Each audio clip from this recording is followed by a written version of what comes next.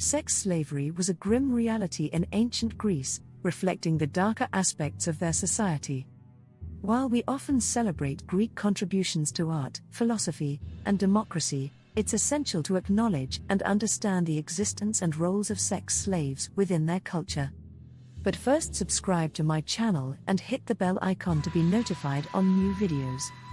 Sex slaves in ancient Greece were typically war captives, foreigners, or individuals sold into slavery due to debt. They were considered property and had little to no rights. Their lives were controlled by their owners, and they were often forced to serve sexually. Sex slaves, known as douloi for female slaves and douloi for male slaves, played various roles in Greek society. Many served in brothels, while others were kept in private households to fulfill their masters' sexual desires.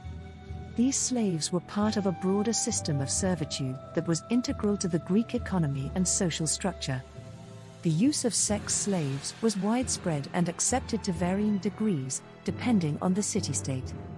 In Athens, for example, prostitution was legal and regulated, with brothels often employing slaves. These establishments were known as porneia, and the women working there were called pornai, from which the term pornography is derived. Brothels in ancient Greece ranged from modest establishments to more elaborate setups. Sex slaves working in these environments were usually subject to harsh conditions, including violence and exploitation. They had little autonomy and were often stigmatized, despite their essential role in the economy.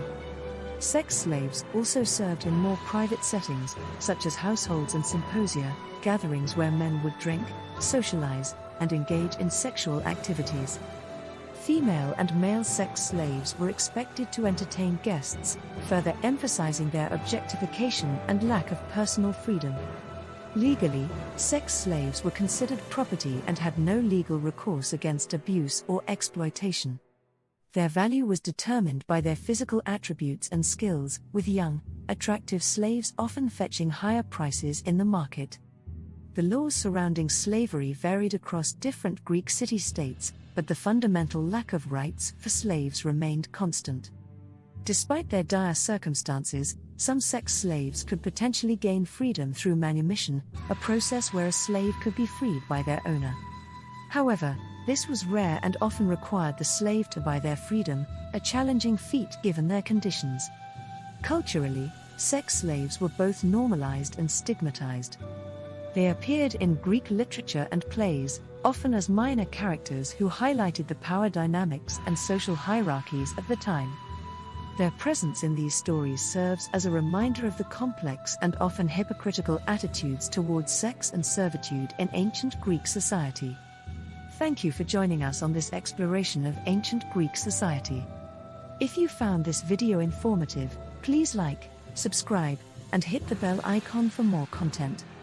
Let us know in the comments what other historical topics you'd like us to delve into.